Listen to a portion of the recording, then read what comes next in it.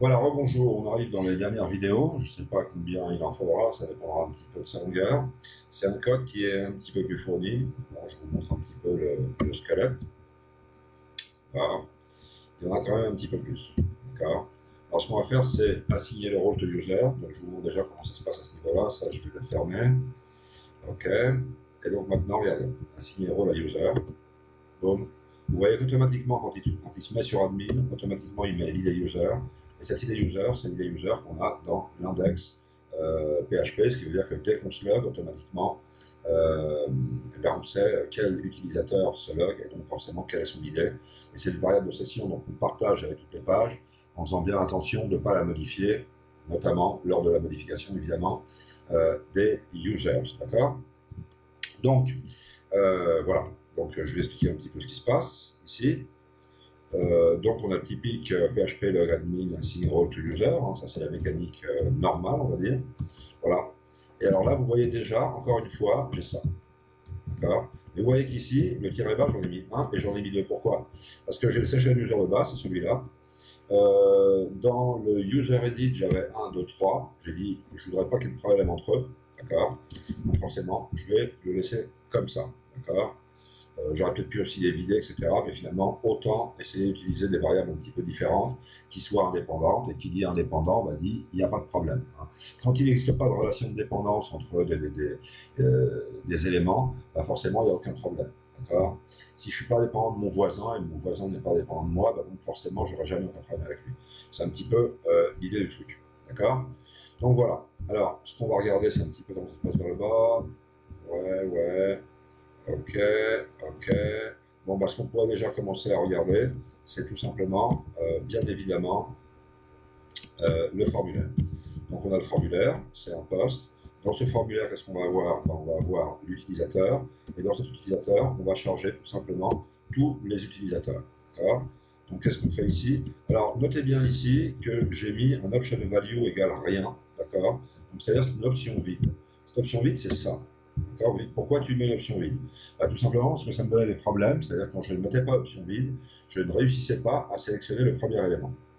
D'une certaine manière, ça ne me dérange pas parce que le premier élément c'est admin, et admin il a accès à tout, donc même s'il apparaît ici, regardez bien, on a besoin de rien lui assigner.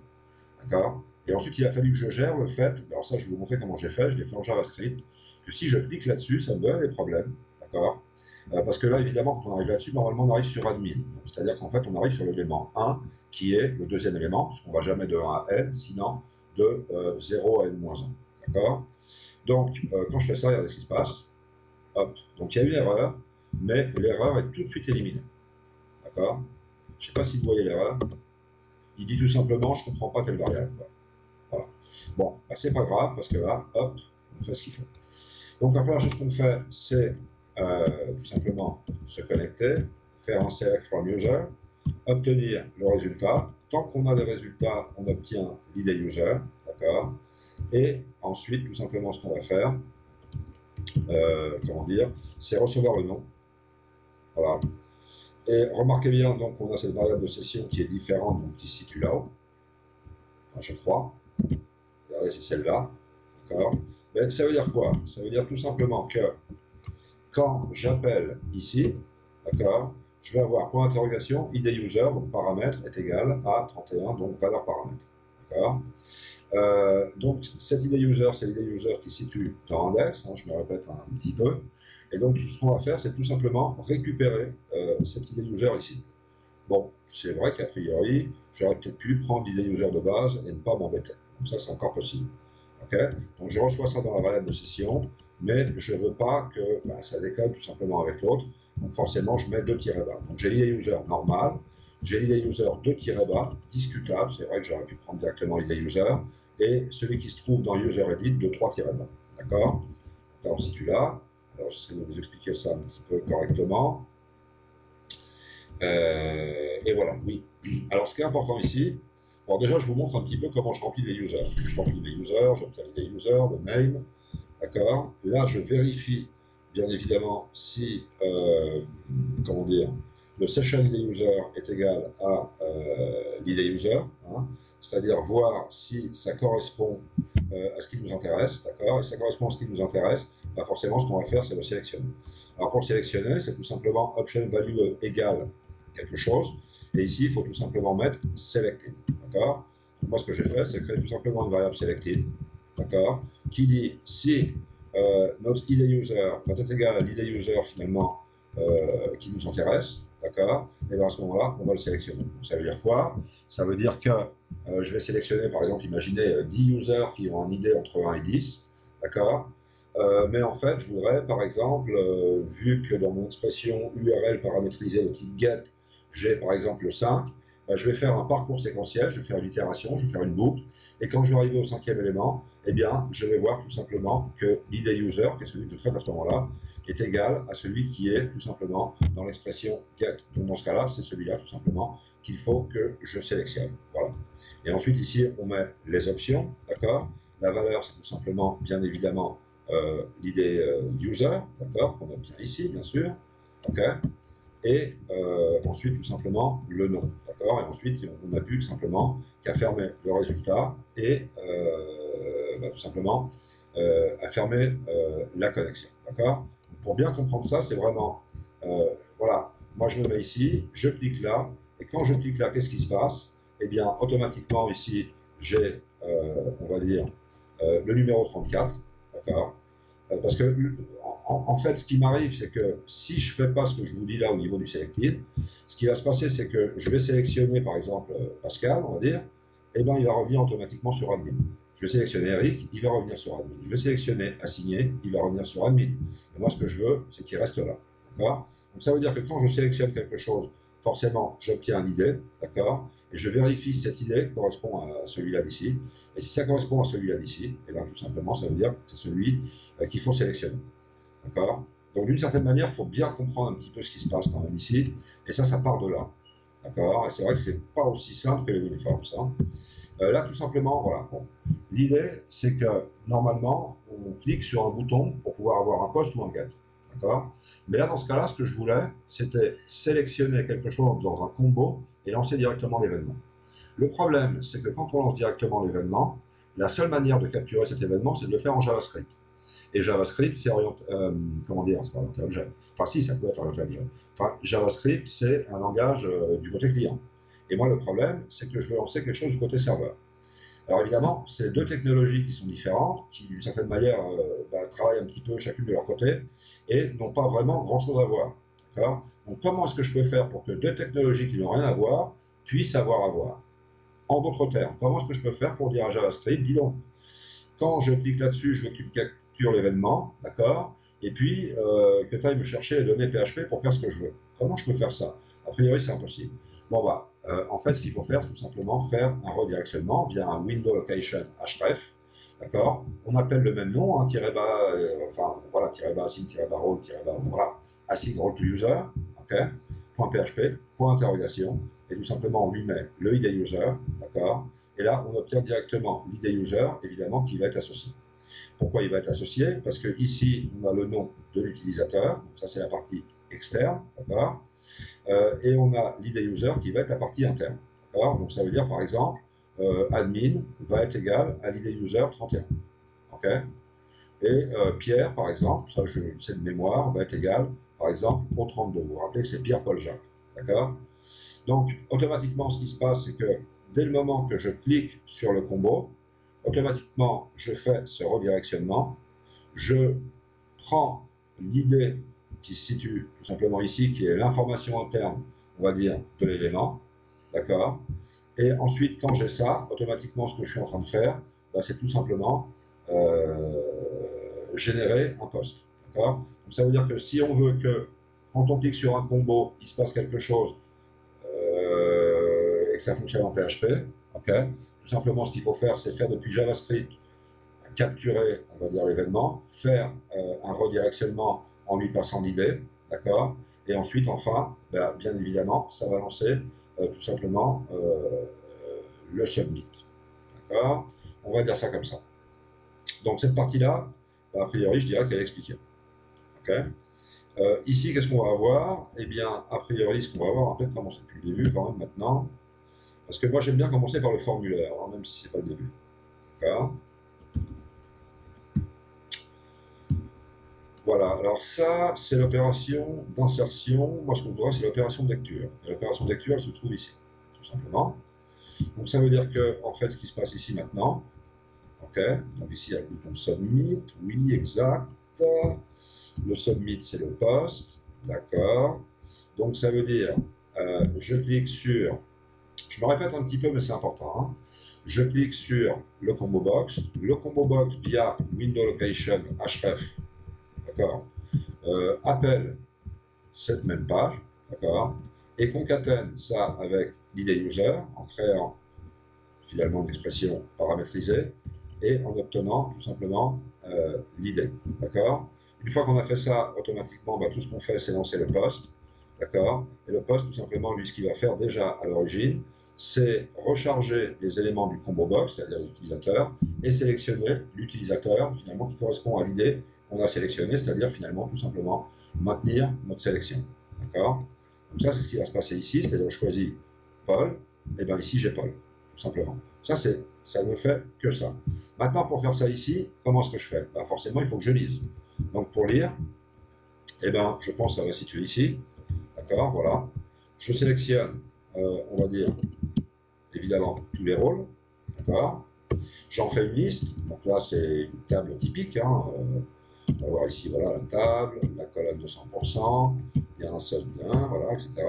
On obtient, on va dire, les différentes valeurs, on obtient l'ID rôle, on obtient le nom, d'accord.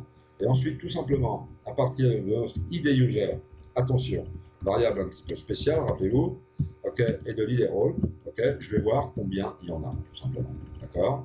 Alors, si jamais il y en a un, parce que de toute façon, le résultat c'est count, dans ce cas-là, ce sera simplement 1, ou 0 d'ailleurs, et bien à ce moment-là, je dis que ça va être check. Voilà, tout simplement. Et c'est la même chose qui se passait dans la vidéo antérieure où il fallait mettre selected. Tout simplement, là, ce que je fais, c'est induire un petit peu une valeur check. D'accord. Voilà. Donc, tout simplement ici, voilà, j'ajoute un PHP echo check. Voilà. Donc, check à l'origine, eh bien, il est vide. Donc, si on ne vérifie pas que count égale à 1, c'est-à-dire que $count égale à 0, à ce moment-là, on ne fait rien. Donc, on ne rentre pas dans cette alternative. Si on ne rentre pas dans cette alternative, forcément, ça veut dire que ici, tout simplement, ça va rester vide. Donc, ici, on va montrer tout simplement quelque chose de vide. Donc, tout simplement, il n'y aura rien. Donc, tout simplement, ça ne va pas être sélectionné. Par contre, si c'est égal à 1, alors le check va être égal à check. Et à ce moment-là, ça va être tout simplement sélectionné. D'accord? Donc, ça, c'est tout simplement cette opération qui dit, moi, je charge tout, je mets tout, mais par rapport à l'idée que tu as, je vais regarder si ton élément correspond. D'accord? Et a priori, voilà. D'accord? Voilà, regardez bien l'expression SQL, hein, donc ça c'est une requête action, en sélection, pardon. Et tu vas me compter dans la table role user, tous les users qui ont l'ID user que tu m'as passé, avec tout simplement le rôle qu'on est en train d'itérer, c'est-à-dire qu'on est en train de passer finalement en boucle. D'accord? Donc ça veut dire que tu me mets le premier, tu comptes combien tu en as, comme ça, pour cette ID user. Tu en as aucun? Eh bien, je ne check pas. Tu en as? Je check. Tu n'en as pas? Je ne check pas. Je ne check pas. Je ne check pas. Et ce de manière successive. D'accord? Donc ça, c'est la lecture. Donc là, déjà, on a couvert ça, sélectionner et lire. D'accord? Voilà. Alors maintenant, ce que je vais faire, c'est me mettre sur admin, je m'en fiche. Je vais me mettre sur Pierre. Et maintenant, regardez, je fais ça. J'enregistre. Est-ce que c'est enregistré? Parce que peut-être qu'il laisse ça simplement. A priori, oui, ça va être enregistré parce que de toute manière, quand je fais ça, il fait un post. Quand il fait un post, il recharge la page.